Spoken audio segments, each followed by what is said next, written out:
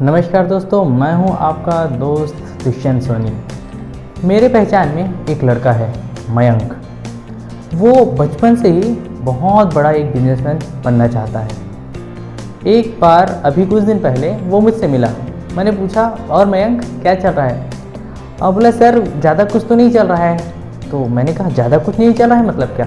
तुम तो एक बिजनेसमैन बनना चाह रहे थे। हाँ सर, बनना तो चाह रहा था मगर पता नहीं कुछ हो नहीं पा रहा है। तो मैंने पूछा, ऐसा क्यों? तो उसने बोला कि मुझे भी खुद भी नहीं पता कि ऐसा क्यों।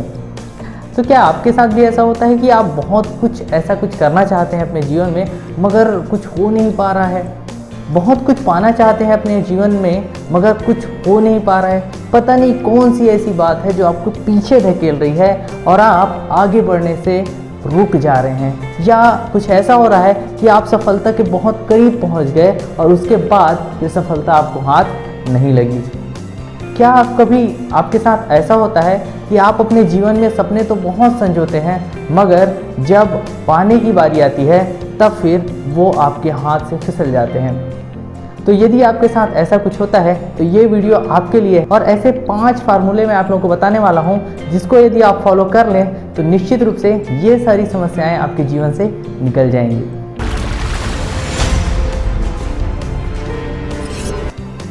रोमा से जब भी पूछा जाता कि अपने जीवन में क्या बनना चाहती है तो वो हमेशा बताती कि मैं एक प्रशासनिक अधिकारी बनना चाहती हूँ। उसने ग्रेजुएशन पास किया और उसके कुछ दिन बाद उसने प्रशासनिक अधिकारी बनने की अपनी इच्छा छोड़ दी। तो उससे पूछा गया कि भाई आप तो हमेशा से प्रशासनिक अधिकारी बनना चाहते थे, फिर आपने क्यों छोड़ दिया?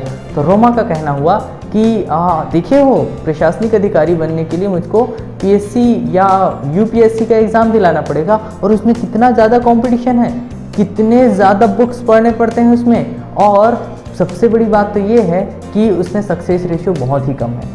उससे बढ़िया मैं कोई और काम कर लूँ। तो देखा दोस्तों, रोमा के पास इच्छा है। हाँ ठीक है, इच्छा है, मात्र इच्छा है मगर दृढ़ इच्छा नहीं है।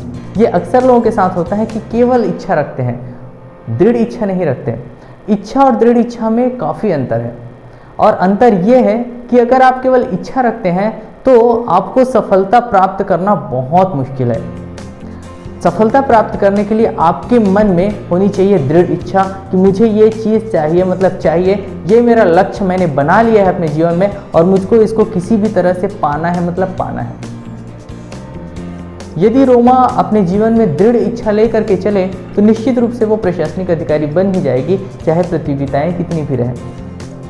तो अक्सर लोगों के साथ होता है कि कोई एक इच्छा रखते हैं, वो कंपटीशन के कारण या फिर कोई एक कारण बता करके उसको छोड़ देते हैं, उसके बाद फिर कुछ दूसरा अपना लक्ष्य तय करते हैं, फिर उसको भी छोड़ देते हैं, फिर तीसरा, फिर चौथा, उसके बाद फिर जीवन से पूरी तरह से निराश हो जाते हैं और फिर केवल रोते गाते रहते हैं कि जीवन में मैंने बहुत कोशिश की मगर मुझे कुछ मिला नहीं। तो आप बताइए कि क्या केवल इच्छा रखने से कोई भी मंजिल हमको प्राप्त हो सकती है? नहीं, उसके लिए दृढ़ इच्छा रखनी होगी।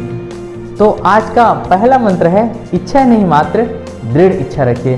किसी भी लक्ष्य को आप पाना चाहते हैं तो उसके लिए दृढ़ इच्छा रखिए। एक बार मैंने ठान लिया, चाहे कितनी भी परेशानियां आए, मुझको वो प्राप्त करके ही रहना है। और आपके मन में होना चाहिए, मुझे सफलता चाहिए और किसी भी कीमत पर चाहिए। फिर आपको आपके लक्ष्य तक पहुंचने से कोई रोक ही नहीं सकता।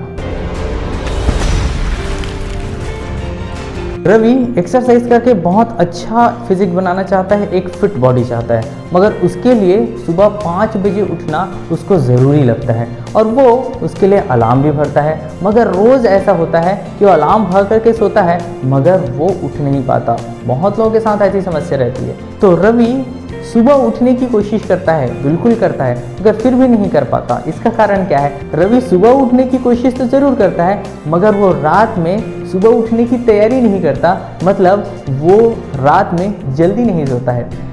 तो आपको कोई भी कार्य अगर आप अपने जीवन में करना चाहते हैं तो उसके लिए आपको उसकी तैयारी करनी ज़रूरी होती है। आप चिड़ियों को देखे हो, चिड़िया जब कभी भी अंडे देने को होती है तो वो पहले अपने घोंसले बनाती है, मतलब वो तैयारी करती है। आप किसी भी और पशु पक्षियों को देख लीजिए, वो अपने जीवन में आगे की बातों के लिए वो तैयारी करके रखते हैं, इसीलिए उन्हें जीवन में कोई परेशानी भी नहीं होती। मगर हमारे साथ क्या होता है कि हम कोई कार्य शुरू तो करना चाहते हैं, हम लक्ष्य तक पहुंचना भी चाहते हैं, हम लक्ष्य बना भी लेते हैं, मगर हम उसके लिए कोई तैयारी नहीं करते हैं। हम चाहते हैं कि हमको एक बहुत अच्छी फिजिक मिले, हम फिट रहें, मगर उसके लिए हम एक्सरसाइज नहीं करना चाहते। हम चाहते हैं कि हमें एक अच्छी जॉब मिले, मगर जॉब के लिए हम कोई तैयारी नहीं करते। हम चाहते हैं कि परीक्षा में अच्छे अंक मिले, मगर हम उसके लिए तैयारी नहीं करना चाहते। हम चाहते हैं कि हम सुबह उठें, मगर उसके लिए हम तैयारी नहीं करना चाहते।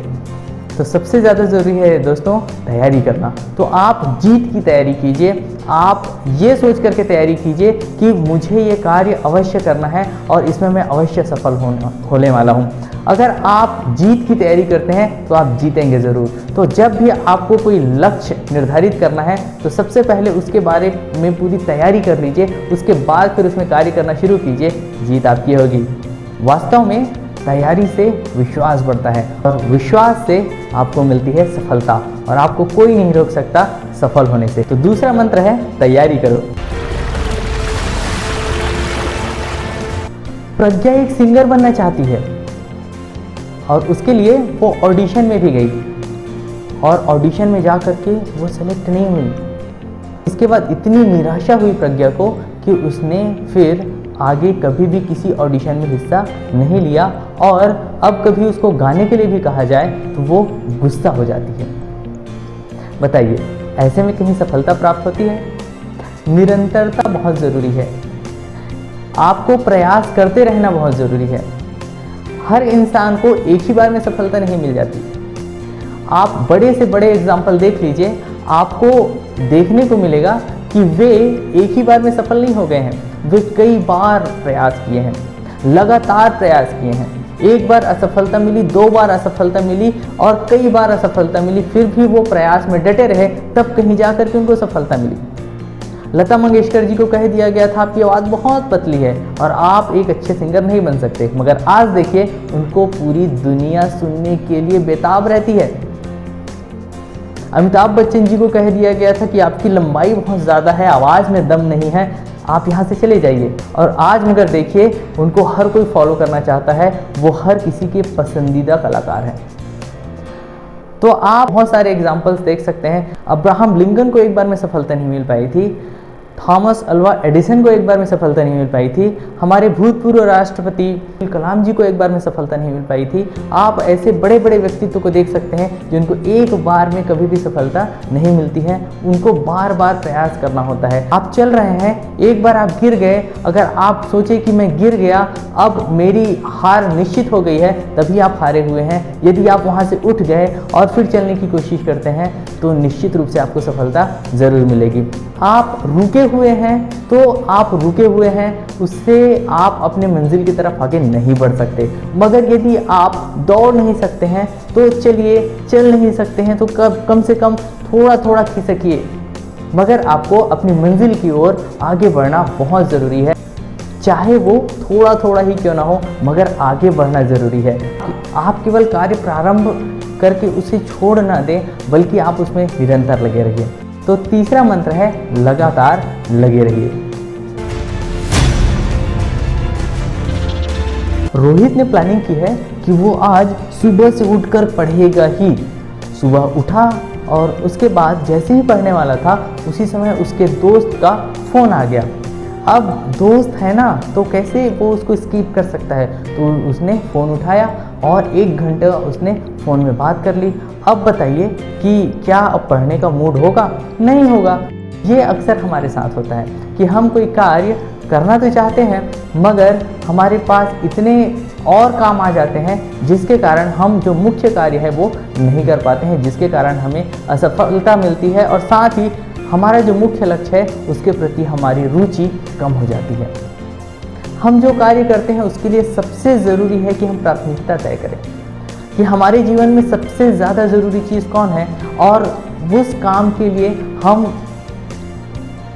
हमारे जीवन में सबसे ज़रूरी क्या काम है, इसको हम पहले तय कर लें। उसके बाद फिर किसी भी तरह से उस प्राथमिकता दिए हुए कार्य को हमको पूर्ण करना है, तभी कोई दूसरा कार्य करना है। अब हम बोलेंगे कि भाई ऐसी ऐसी ज़िंदगी से क्या मतलब, जब कोई इन्जॉयमेंट ना रहे, केवल हम उस काम के पीछे लगे रहें, तो फिर मतलब जीवन में क्या मज़ा है? फिर इन्जॉयमेंट नहीं है लाइफ में। मैं भी तो यही कह रहा हूँ कि क्या मतलब जब इन्जॉयमेंट नहीं है लाइफ में। आपको अपने काम में इंजॉयमेंट आना चाहिए। जिस दिन ऐसा हो गया कि आपको अपने काम में इंजॉयमेंट हो आना शुरू हो गया, तो फिर आपको सफल होने से कोई रोक ही नहीं सकता। अब ये कैसे हो सकता है कि काम में हम इंजॉय करने लग जाएं? तो जितने सफल लोग रहते हैं दोस्तों, उनको अपने काम में ही इंजॉयमेंट मिलता है। तो जितने सफल लोग रहते हैं दोस्तों, यकीन मानिए उनको अपने काम में ही इंजॉयमेंट मिलता है। आप किसी भी सफल व्यक्ति का आप इंटरव्यू देख लीजिए, उनको अपने काम से इतना प्यार रहता है कि उनको और किसी दूसरे काम में ध्यान ही नहीं जाता। तो मैं नहीं कह रहा हूँ कि आप कोई दूसरा कार्य ना करें, मैं ये कह रहा हूँ केवल आपको कि जो आपका टारगेट है, जो आपका लक्ष्य है, आप उसके लिए पहले फोकस हो जाइए, आप उसको पहले प्राथमिकता दीजिए, और फिर जब वो काम आप कर लें, उसके बाद फिर आप दूसरी प्राथमिकता जो इस काम को दिए हैं उसको करिए, फिर आप तीसरी प्राथमिकता जिस कार्य को दिए हैं उसको कीजिए। ऐसा नहीं कि आपने प्राथमिकता किसी कार्य को दिया है, उसको छोड़ करके आप दूसरा कार्य करने लग जाएं। तो जब तक आप किसी एक कार्य पर फोकस नहीं होंगे, जब तक आप एक कार्य पर लगकर काम नहीं करेंगे, तब तक आपको किसी भी तरह से सफलता मिल पाना बहुत मुश्किल है। और लोग यही कार्य करते हैं कि शुरुआत तो करते हैं बहुत सारे कामों को, मगर वो अंत तक उसे पहुंचा ही नहीं पाते, क्योंकि वो प्राथमिकता ही तय नहीं कर पाते हैं कि उनको जीवन में एक्चुअल में करना क्या है, और वो जीवन में क्या कर रहे हैं उनको खुद पता नहीं होता। तो आप कम से कम ऐसा मत बनिए। आप एक पेन उठाइए, एक डायरी उठाइए और लिखिए कि मेरे जीवन में प्राथमिकताएं क्या है, सबसे पहले मुझको क्या करना है अपने जीवन में। आज आप ये अगर लिख लेंगे तो निश्चित मानिए आपको अपने जीवन में वो सारी चीज़ें मिलेंगी जो आप चाहते। तो चौथा सूत्र है प्राथमिकता तय करें। विजय एक व्यवसाय शुरू करना चाहता है, मगर वो कहता है कि उसके पास पैसे नहीं है, इसलिए वो व्यवसाय शुरू नहीं कर सकता। सुप्रिया एक डॉक्टर बनना चाहती है, मगर उसका कहना है कि उसके घर वाले उसको सपोर्ट नहीं करते हैं, इसलिए वो डॉक्टर नहीं बन सकती है। कितने दुख की बात है। तो यहाँ से आपको क्या लगता है कि क्या विजय कभी एक बड़ा व्यवसायी बन पाएगा, या सुप्रिया कभी एक डॉक्टर बन पाएगी? कभी नहीं। क्यों? क्योंकि इन दोनों के पास पहले से ही एक बना बनाया बहाना फिक्स है कि मेरे पास ये समस्याएं हैं। हो सकता है कई लोगों को बुरा लगे कि भाई इनकी परिस्थितियां हैं, बहाने कहाँ हैं। तो दोस्तों, मैं यहाँ पर यह कहना चाहूँगा, यदि आप सच्चे मन से कोई कार्य करना चाहते हैं तो आप किसी भी प्रकार से हल निकाल ही लेंगे। आपके घर में सपोर्ट नहीं है तो आप कहीं से सपोर्ट ढूंढ लेंगे। अगर आपके पास पैसे नहीं है तो आप कुछ ना कुछ करके इंतजाम कर ही लेंगे। किसी बड़े व्यवसाय से नहीं तो कम से कम आप किसी छोटे व्यवसाय से शुरुआत कर सकते हैं। इसे कहा जाता है दोस्तों बहानासाइटिस। जी हाँ, बहानासाइटिस मतलब लोग बहाने बनाते हैं कि मैं ये कार्य इसलिए नहीं कर पाता। अक्सर आप लोग सुने होंगे कि भाई मैं एक बहुत बड़ा आदमी इसलिए नहीं बन पाया क्योंकि मुझको मेरी फैमिली का सपोर्ट नहीं मिला। मैं एक डॉक्टर या इंजीनियर इसलिए नहीं बन पाया क्योंकि मेरे मम्मी पापा मुझे ऐसा माहौल नहीं दिए, ऐसे स्कूल में नहीं पढ़ाए, ऐसे कोचिंग में नहीं भेजे। मैं एक प्रशासनिक अधिकारी इसलिए नहीं बन पाया क्योंकि मुझे अच्छी कोचिंग नहीं मिल पाई। मैं गांव में रहता हूं, मैं एक छोटे कस्बे में रहता हूं, वगैरह वगैरह वगैरह। आपको हज़ार ऐसे बहाने मिलेंगे जिसके कारण लोग सोचते तो हैं कोई काम करने के लिए, मगर वो केवल सोच में ही रह जाती है दबकर, और वो कार्य को कभी भी मूर्त रूप नहीं दे पाते हैं। मगर ऐसे भी लोग रहते हैं, जैसे कि आप महेंद्र सिंह धोनी का नाम सुने होंगे, बताने की ज़रूरत नहीं है। जैसे आप मैरी कॉम के सुने होंगे, बताने की ज़रूरत नहीं है। जो ऐसी जगहों से हैं जहाँ पर से वो अभी जिस ऊंचाई पर हैं वहाँ पर देखना भी बहुत मुश्किल है, मगर वो उस ऊंचाई पर हैं। मैंने बहुत ही कम उदाहरण दिए हैं, ऐसे हज़ारों उदाहरण हैं जहाँ पर लोगों के लिए सोच पाना भी बहुत मुश्किल था कि वो उस ऊंचाई को प्राप्त कर सकेंगे जहाँ पर वो आज हैं। तो अगर मैं बहाना बोल रहा हूँ तो इसमें शायद आपको बुरा नहीं लगना चाहिए, क्योंकि अगर आप चाहते हैं कोई कार्य करना, सफलता प्राप्त करना, तो आप कर सकते हैं। मगर यदि आपके मन में बातें हैं कि ये कारण है, वो कारण है, ये कारण है, तो ये सब बहाने हैं, कोई कारण नहीं है। आदमी के पास न करने के 1000 बहाने होते हैं, मगर करने का केवल एक कारण होता है और वो उसे बस करना है। तो यदि आपके पास बहाने हैं तो यकीन मानिए आप बहाने ही बनाते रहेंगे और अपने जीवन में शायद कुछ नहीं कर सकेंगे। कठोर शब्द लगे मगर सत्य है। और यदि आपके पास कारण है कि मुझे ये करना है तो आप कर ही लेंगे। आप अपनी स्पीड कितनी बताएंगे कि भाई मैं 1 किलोमीटर प्रति घंटा दौड़ सकता हूँ, 2 किलोमीटर प्रति घंटा दौड़ सकता हूँ, 10 किलोमीटर प्रति घंटा दौड़ सकता हूँ या 20 किलोमीटर प्रति घंटा दौड़ सकता हूँ, ऐसा बताएं आप अपनी क्षमता बताएंगे आप मुझे कि अधिकतम मैं इतने किलोमीटर प्रति घंटे दौड़ सकता हूँ। मैं पूछूंगा निश्चित रूप से और इससे कहीं ज़्यादा और इससे कहीं ज़्यादा, तो आप अपनी अधिकतम स्पीड बताएंगे। और मैं पूछूंगा कि इससे और स्पीड, तो बोलेंगे नहीं मुमकिन नहीं, मैं नहीं दौड़ सकता। मगर मैं बोलूं कि अगर आपके पीछे कुत्ता दौड़ा दिया जाए तब फिर आपकी स्पीड कैसी रहेगी, तो वो आपके ऊपर डिपेंड नहीं करेगा, वो कुत्ते के ऊपर डिपेंड करेगा कि वो आपको कितने तेजी से दौड़ा रहा है। सही है? तो वैसे ही लोग बहाने बनाते हैं कि मेरी क्षमता तो इतनी ही है, इससे ज़्यादा मैं कुछ कर ही नहीं सकता, इतने विश्वास के साथ कहते हैं। तो आप अपने बहाने को मत देखिए, आप देखिए कि आप में कितनी क्षमता है। यदि आप छोटी क्षमता से भी शुरुआत करते हैं तो आप बहुत बड़ी क्षमता के मालिक होते हैं। अगर आप छोटी शुरुआत भी करते हैं तो देखिएगा कि बहुत जल्दी आप एक व्यापक रूप में पहुंच चुके हैं। तो आपको केवल शुरुआत करने की ज़रूरत है। आप बहाने ना बनाइए, आप कारण ढूंढिए कि आपको क्यों करना है। फिर देखिए सफलता केवल आपकी होती है, जीत केवल आपकी होती है। तो हमारा 5वां मंत्र है, बहाना साइकिल से दूर रहें, करने का कारण ढूंढिए। तो चलिए दोस्तों, आप अग्रसर रहिए सफलता की ओर, शिखर की ओर। हम आपसे मिलते हैं अगले वीडियो में।